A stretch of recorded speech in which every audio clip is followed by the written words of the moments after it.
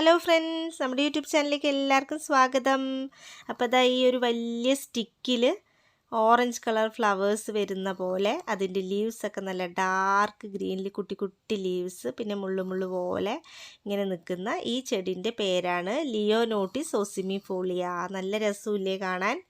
നല്ല ഭംഗിയാണ് കേട്ടോ. വലിയ കെയറൊന്നും ആവശ്യമില്ല. നമുക്കൊരു ഡെക്കറേറ്റീവ് പ്ലാന്റൊക്കെ ആയിട്ട് വീട്ടിൽ വെക്കാവുന്ന ചെടിയാണ് കേട്ടോ ഇത്. ഇതിന് വേറൊരു പേര് കൂടി ഉണ്ട് കേട്ടോ. ലയൺസ് ഇയർ എന്നും പറയും, വൈൽഡ് ദാഗ എന്ന് പറയും, പിന്നെ ക്രിസ്മസ് ആൻഡ് കാൻഡിൽ സ്റ്റിക്സ് എന്ന് പറയാറുണ്ട് കേട്ടോ. ഇതിൻ്റെ സ്വദേശം എന്ന് പറയുന്നത് ആഫ്രിക്കയാണ്.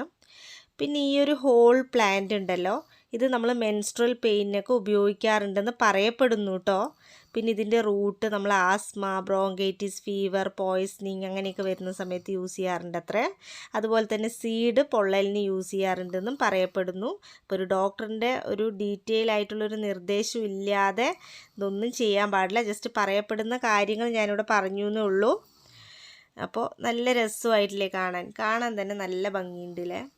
നോക്കൂ, ഒരു സ്റ്റിക്കിലാണ് ഇത്രയും ഇങ്ങനൊരു പൂവും ഇലയും ഫ്ലവേഴ്സും എല്ലാം വന്നിരിക്കുന്നത്. വേറെ ബ്രാഞ്ചസ് ഒന്നുമില്ല അതിന്.